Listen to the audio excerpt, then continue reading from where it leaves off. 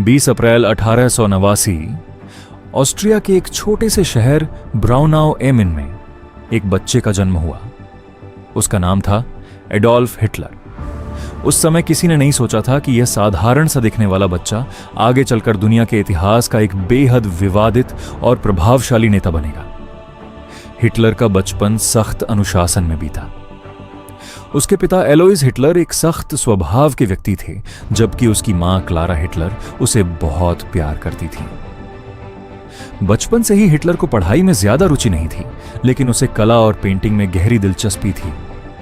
वह अक्सर इमारतों और प्राकृतिक दृश्यों की तस्वीरें बनाता था और उसका सपना था कि वह एक बड़ा कलाकार बने। अपने इसी सपने को पूरा करने के लिए वह वियना गया। उसने वहां के प्रसिद्ध आर्ट अकादमी में दाखिले के लिए आवेदन किया, लेकिन उसे रिजेक्ट कर दिया गया। यह उसके लिए बहुत बड़ा झटका था। उसने फिर कोशिश की, लेकिन दूसरी बार भी उसे असफलता ही मिली। इस घटना ने उसकी सोच और जीवन की दिशा बदल दी। धीरे धीरे उसकी आर्थिक स्थिति खराब होती गई। उसे कई बार सड़कों पर रहना पड़ा। अकेलापन और असफलता ने उसके अंदर गुस्सा और निराशा भर दी। फिर आया साल 1914। जब प्रथम विश्व युद्ध शुरू हुआ, हिटलर ने जर्मन सेना ज्वाइन कर ली। वह एक संदेशवाहक के रूप में काम करता था और कई खतरनाक परिस्थितियों का सामना करता था। उसकी बहादुरी के लिए उसे सम्मान भी मिला।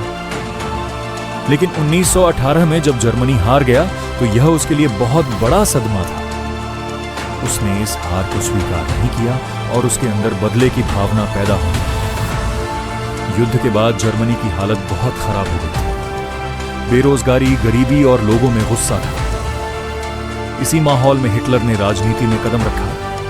वह नाजी पार्टी में शामिल हो गया। उसकी भाषण देने की कला बहुत प्रभावशाली थी। वह लोगों की भावनाओं को समझता था और उन्हें अपने शब्दों से प्रभावित कर लेता था। धीरे धीरे वह पार्टी का सबसे बड़ा नेता बन गया।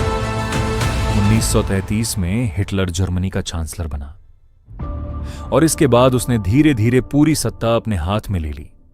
उसने लोकतंत्र को खत्म करके एक तानाशाही शासन स्थापित किया। उसने जर्मनी को मजबूत बनाने के लिए कई कदम उठाए, लेकिन उसके फैसले आक्रामक और खतरनाक थे। 1939 में हिटलर ने पोलैंड पर हमला कर दिया और यहीं से द्वितीय विश्व युद्ध की शुरुआत हुई। शुरुआत में जर्मनी ने तेजी से कई देशों पर कब्जा कर लिया। उसकी ताकत बढ़ती गई, लेकिन धीरे धीरे हालात बदलने लगे। कई शक्तिशाली देश उसके खिलाफ खड़े हो गए। युद्ध और भी बड़ा और विनाशकारी होता गया। 1945 तक जर्मनी पूरी तरह कमजोर हो चुका था। बर्लिन पर दुश्मनों का कब्जा